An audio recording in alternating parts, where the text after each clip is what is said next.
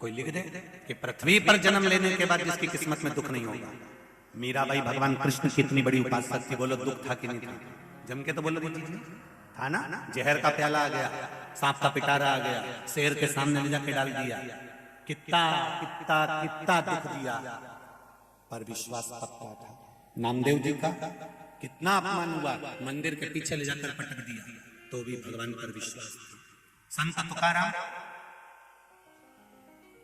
कितना दुख, पत्नी अपशब्द पर अपशब्द कर रही है, ताने पर ताने दे रही है, तो भी भगवान पर विश्वास था।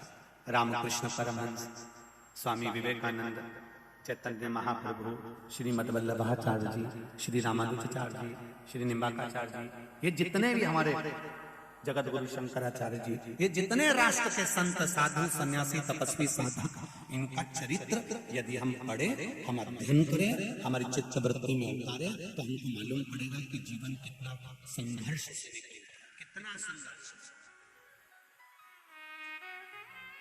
अभी तो आप लोग हरिहर शिव महापुराण की कथा सुन रहे हो। रायपुर में जो 5 दिन शिव महापुराण की कथा होना है, रायपुर के पास में चंपारण है, जहां पर श्रीमद वल्लभाचार्य जी का प्रागट्य हुआ था, श्रीमद वल्लभाचार्य जी की बैठक जी है।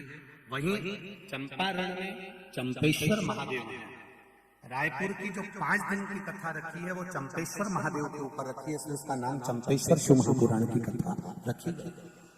जितने भी श्रोता भाई बहन आस्था चैनल पर सुन रहे हो, फेसबुक पर सुन रहे हो, या जहां बैठकर कथा सुन रहे हो, उनसे निवेदन है टीवी के सामने इस चंपेश्वर महादेव की कथा का लाभ अवश्य लेना। उससे हमें ज्ञात होगा कि चंपेश्वर महादेव का स्मरण कैसे करना चाहिए।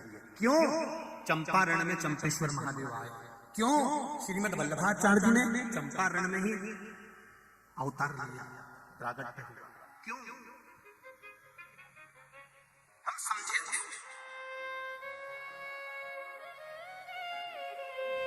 क्यों मेरे वल्लभ उस चंपारण की भूमि में विराजमान हुआ। उस चंपेश्वर महादेव की कथा, चंपारण की भूमि की जो कथा है, वो रायपुर से हम 5 दिन सुने और उसको धारण करें, अपने जीवन का आनंद लें। क्या फल है?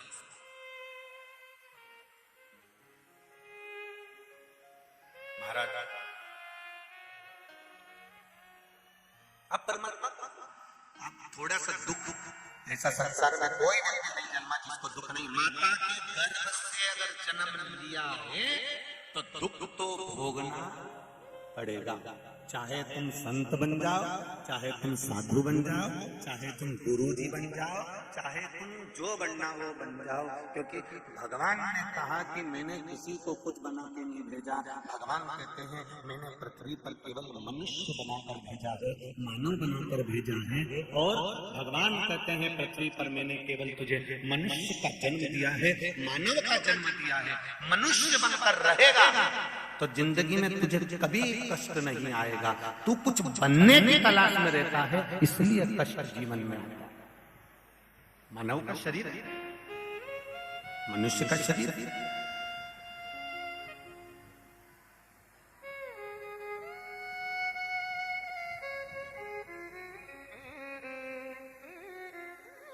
ये मानव का शरीर कोई साधारण नहीं।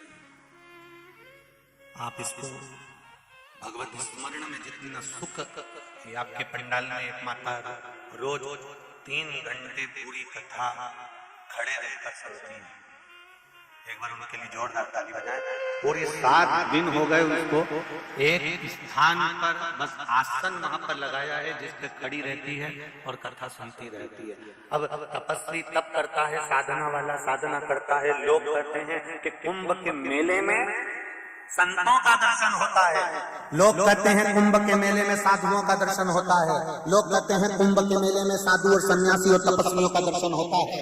शिव महापुराण की कथा कहती है कभी शिव महापुराण की कथा के पंडाल में जाकर दर्शन करना, यहाँ सारे संत, साधु, सन्यासी, तपस्वी, साधक, उपासक, भक्तों का दर्शन होता है।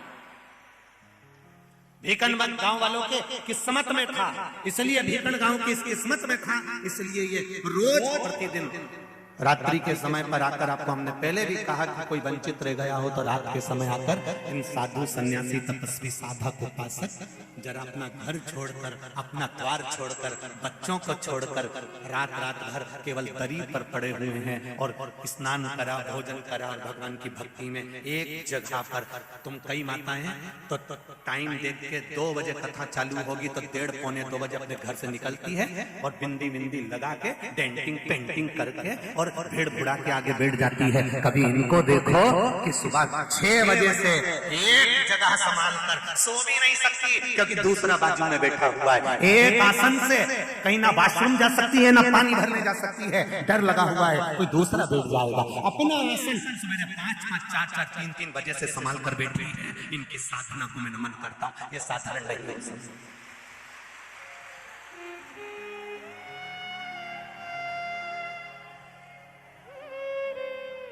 और कई लोग हमारे पास में आकर कहते हैं गुरुजी ये हमारे मेहमान आए, आप इनसे मिलिए, ये हमारे वो आए हैं इनसे मिलिए। तो हम तुम तो अब भी आए और तुमसे मिले और ये सुबह 4 बजे की बैठने का क्या होगा कालिया?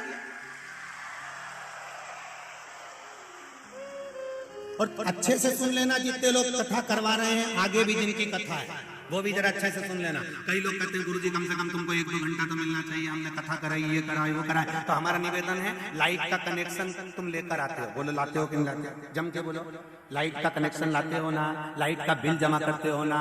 लाइट का जब कनेक्शन लेकर आते हो तो लाइट छू के बता दो, तुमने लाइट का पैसा खर्च करा तो छू के बता कि मैंने तो 500 रुपए का बिल भरा। तो जब तुम लाइट का बिल जमा करो, पैसा जमा करो, तो तुम लाइट नहीं छूते हो, बस दूर से अनुभव करते हो। बल्ब जला दो उजाला हो जाएगा, पंखा चला दो हवा आ जाएगी। तो गुरु जी को भी बुलाया है तो दूर से अनुभव कर, सुना नहीं?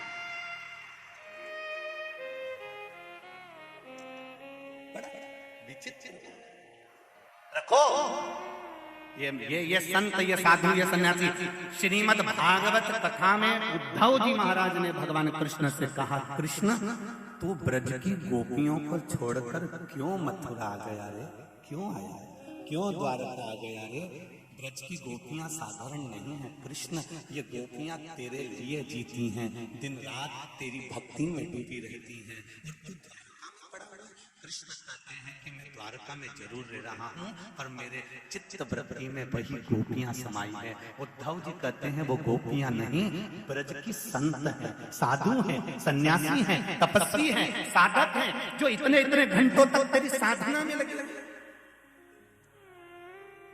तब उद्धव जी ने कहा, तब उद्धव जी का एक शब्द आप लोगों ने भी सुना होगा, जो असल में है मस्ती में डूबे उन्हें क्या परवाह जिंदगी।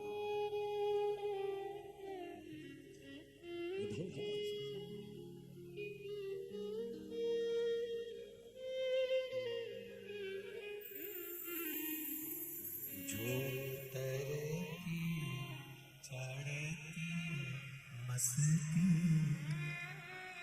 वो हकीकत में मस्ती।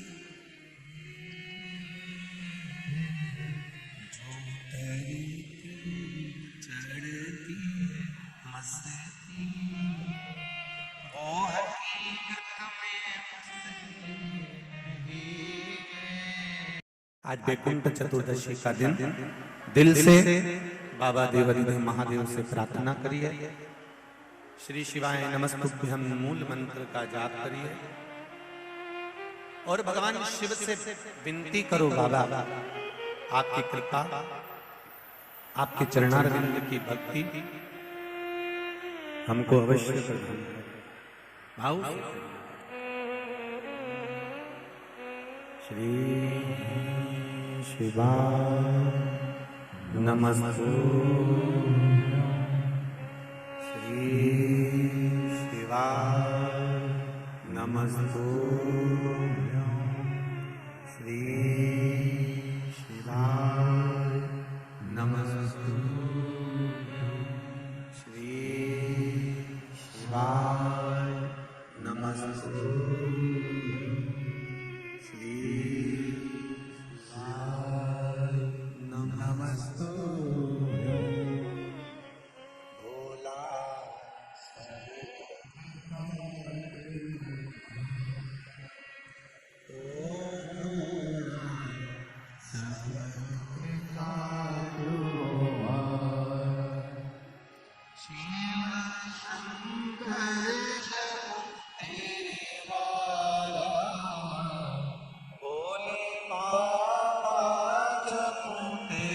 मारा, भोला सब दुख काटो मारा, ओ भोला सब दुख काटो है। वैसे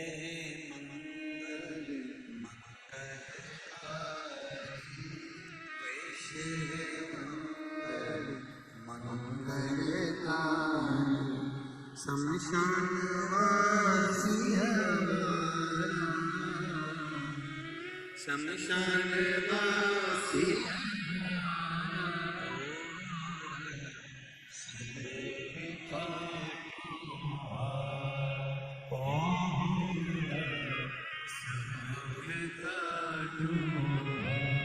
भगवान शिव से निवेदन प्रार्थना, अपनी चित्तवृत्ति, अपना हृदय, अपना मन भगवान को दे दे। आप जब अपना चित्त, अपनी वृत्ति, अपना मन भगवान को देकर रखोगे, ये निश्चित है वो श्रवण करेगा, देगा। अकाल मृत्यु घूमरे जो काम करे चंडा, काल उसका क्या बिगाड़े जो भक्त हो। जो शिव की आराधना करने वाला होता है, शंकर की आराधना करने वाला होता है, उसके सम्मुख में अगर काल भी आकर खड़ा हो जाता है तो फिर वो शिव कहीं ना कहीं उसको बचाकर निकाल कर ले जाए।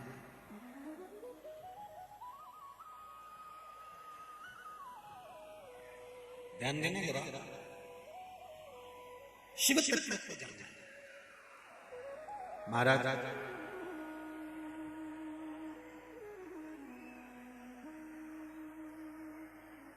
तारकासुर के प्राण छूट गए थे।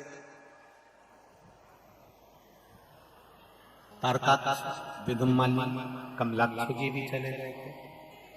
अगला वर्णन जो आया है अंधकासुर का, शिवजी के नेत्र से एक बिंदु नीचे गिर गया और वो बिंदु जो नीचे गिरा उससे एक बालक उत्पन्न हो गया। वो बालक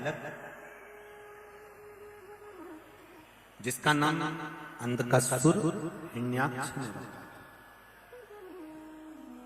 गोदी में माता पार्वती जी ने उसको ले लिया और मातृत्व प्रेम इसी को कहता है। एक माँ का जो वात्सल्य होता है, एक माँ का जो प्रेम होता है, वो होता ही ऐसे। एक माता का स्नेह। शिवजी ने कहा कि पार्वती इसको ले जाकर तू समुद्र में फेंक दे। पार्वती जी कहती है नहीं, यह आपके द्वारा प्रकट हुआ है इसलिए मैं इसको फेंक नहीं सकती। ये शंकर भगवान कह रहे हैं ये मेरा पुत्र नहीं है तो फेंक दे। मेरे नेत्र बंद करने के बाद प्रकट है, नहीं नहीं नहीं इसको नहीं।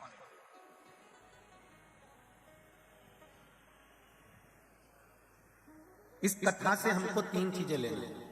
पहला, जीवन में एक बात याद रखना, जिस आसन पर बैठकर हम पूजन करते हैं वो आसन को कभी अपने पांव से मत हटाओ, ना पांव से खसकाओ ना हटाओ। वैसे तो बीकान गांव की माताएं आसन को पांव से नहीं हटाती होंगी, हम तो हमारे यहाँ की कह रहे हैं।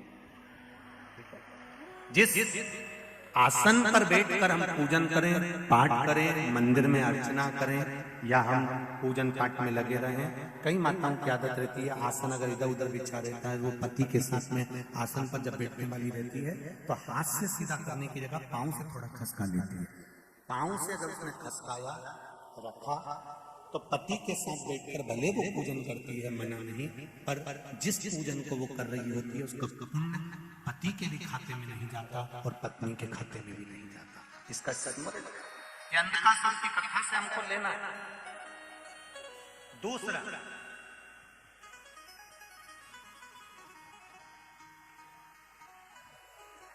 घर से एक लोटा जल अगर पानी का लेकर जा रहे हो शिव जी को चढ़ाने के लिए, तो मंदिर से आते समय वो कलश, वो लोटा खाली नहीं होना चाहिए।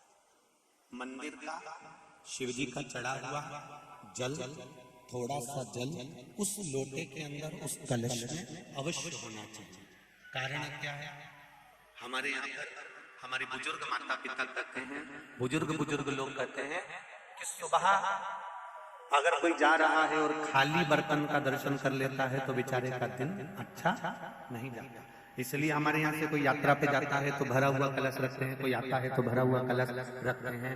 जब आप जल चढ़ाकर वापिस आते हो तो आपका अगर पात्र खाली होगा और कोई बेचारा शुभ कार्य के लिए जा रहा है और आपका लोटा खाली है तो उसमें श्रेष्ठता नहीं होगी। उसमें 2 बूंद एक हथेली में पानी आए, भले इतना भी है जल, अगर लोटे के अंदर कलश के अंदर है तो वो जल आप घर के दरवाजे पर छींटते हो, घर में छींटते हो या घर के लोग उसका आचमन करते हैं तो उसका फल जरूर मिलता है। और जो आपका दर्शन कर कर जाता है उसका कार्य सफल जरूर। आप जब लोटा लेकर आ रही होगी मंदिर से और आपका किसी ने मुख देख लिया, कोई भाई लोटा लेकर आ रहा है, उस भाई का मुख किसी ने देख लिया, किसी बच्चे का मुख देख लिया और वो अपने काम के लिए गया और उसका काम हो जाएगा, तो वो बार बार सोचेगा कि वो बच्चे का मुंह देखा था, वो भाई का मुंह देखा था, वो दीदी का मुंह देखा था, तो मेरा काम हो गया। अर्थात खाली पात्र नहीं, ये दूसरे नंबर।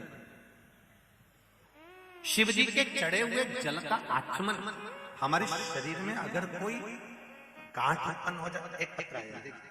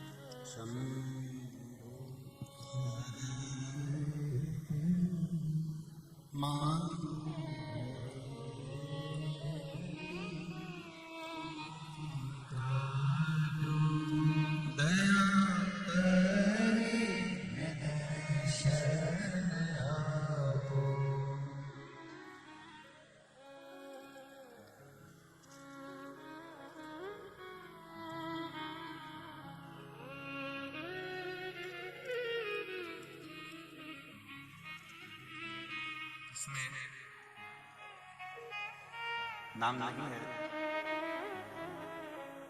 जिला खरगोन, मध्य प्रदेश, गांव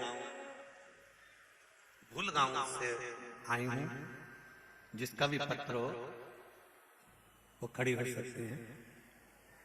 जिला खरगोन, मध्य प्रदेश, गांव भूल गांव से हम आए हैं। मेरा नाम, मैं आशीष पठान। कहीं बैठे हो तो अवश्य हाथ हिलाइए। मैं आशीष पठान 13 जुलाई 2022 को मम्मी को इंदौर हॉस्पिटल में पेट के दर्द के कारण ले गए थे। कहीं बैठे हो आशीष पठान तो हाथ जरूर हिलाइएगा जहां कहीं भी बैठे हो। वहां जांचें करवाई। पहले हमने नजदीक के हॉस्पिटल में दिखाया खरगोन के, वहां पर भी उनको कुछ गठाने बताई गई। इंदौर ले गए, वहां पर जब जांचें कराई तो कैंसर की 3 गठाने उनके शरीर में थी। हम सब ने पहले डॉक्टर ने इंजेक्शन लगाकर कुछ मात्रा में कुछ भाग निकाल कर जांच करवाई तो उसमें कैंसर की गांठ थी। 3 गांठ कैंसर की थी। हम सब ने, मम्मी ने भी भोलेनाथ जी को 1 लोटा जल और बेलपत्र चढ़ाना शुरू कर दिया। डॉक्टर का कहना था ऑपरेशन कराना पड़ेगा। हम घर आ गए, सीहोर गए, रुद्राक्ष लेकर आए और वहां से एक शिव जी का कंकर शंकर आप कहते हो तो वहां से कंकर उठा कर लिया। कंकर शंकर पर ही जल चढ़ाकर रुद्राक्ष का जल माता जी को देने लगे। पार्थिव शिवलिंग का निर्माण करने लगे, पूजन करने लगे। बाबा की कृपा से शिव जी पे चढ़ा हुआ जल लेकर आते, बेलपत्र लेकर आते और अपनी माता को खिलाने लगे। 2 महीने बाद हमने वापिस इंदौर गए और हमने कहा हमारी माता जी की जांच करो, हमें ऑपरेशन करवाना है। हम ये विश्वास से गए थे कि सीहोर वाला महाराज कहता है शिवजी पे चढ़ा हुआ जल और बेलपत्र ना जाने कितने रोग को समाप्त कर देता है, तो हमने कहा एक बार जांच और करवा लेते। ठीक 2 महीने के बाद हम जांच के लिए फिर उसी हॉस्पिटल में गए जहां पर कैंसर बताया था, और हमने जांच कराई, और बाबा की कृपा ऐसी हुई गुरुदेव कि अब डॉक्टर ने कह दिया एक भी गठान शरीर में नहीं है और ना कैंसर। ये शिव है, ये शंकर है, ये अवघड़ी। अब कोई शरीर में कैंसर नहीं है, ना गांठ है। तेरी कृपा बिना नहीं एक भी अनु लेती है सांस, कृपा से तनु तनु। हम फिर कहेंगे विश्वास हो तो शिव जी को जल चढ़ाओ, विश्वास हो तो एक बेलपत्री चढ़ाओ, विश्वास हो तो एक बेलपत्री उठाकर खाओ, विश्वास हो तो जल चढ़ाया हुआ आचमन करो। फिर निवेदन करेंगे 3 बातें अंधकासुर से लीजिए। पहली, जम के बोलो, आसन को पांव से जम के बोलो जरा, नहीं हटाना। दूसरी, शिव मंदिर जल चढ़ाने जाओ तो पात्र को, लोटे को, कलश को खाली मत लाओ, उसमें थोड़ा सा जल लेकर आओ। घर के जितने भी लोग हैं उनको आचमन जितना थोड़ा थोड़ा सा पानी दे दिया करो। अगर मान लो किसी के शरीर में कोई बड़ा रोग आ भी रहा होगा तो शिव का चढ़ा हुआ जल पीने से रोग समाप्त हो जाएगा, शरीर ठीक। और वो भरा हुआ जल अगर आप लेकर आ रहे हो, थोड़ा सा पात्र में जल ला रहे हो, तो दूसरा यदि आपका मुख का दर्शन करेगा तो उसका कार्य सफल होगा। तीसरे नंबर, शिव मंदिर में जब भी जाओ, शंकर भगवान के मंदिर में जब भी जाओ, आखिरी में जब शिव जी की पूजन कर कर वापिस लौट कर आओ तो ये अंधकासुर के चरित्र से लेना। शिव मंदिर में जब भी पूजन करने जाओ, दर्शन कर कर पूजन कर कर जब वापिस आ रहे हो, तब दरवाजे पे से खड़े होकर एक देवली देव महादेव को वापिस दर्शन कर कर अपने हृदय की बात कहकर फिर आए। ये 3 चीज,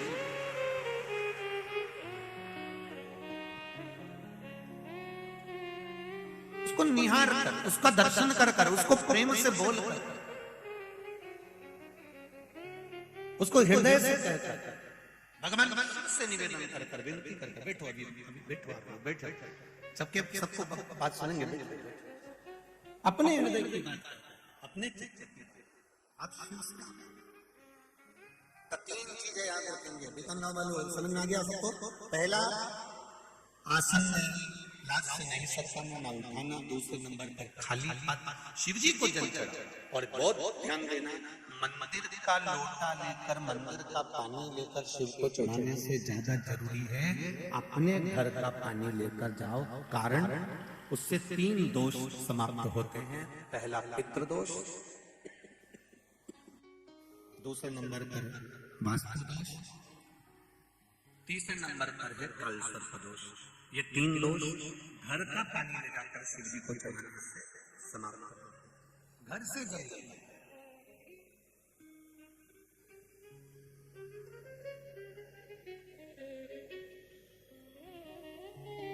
तीसरे नंबर पर है भगवान शंकर के मंदिर से जब वापिस पूजन वगैरह कर दिया, अच्छे से भगवान शंकर का श्रृंगार कर दिया, भगवान शिव को स्नान आदि पूजन आदि सब कराकर जब वापिस आ रहे हो तो एक बार उसको झांक कर, दर्शन कर कर, पलट कर, उसको देख कर, उससे निवेदन कर कर वापिस फिर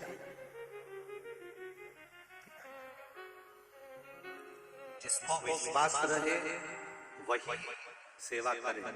विश्वास नहीं हो तो मानो तो मैं गंगा माँ हूं और न मानो तो बहता पानी। अगर मानोगे तो गंगा जल है, नहीं तो ऐसा ही बह रहा है।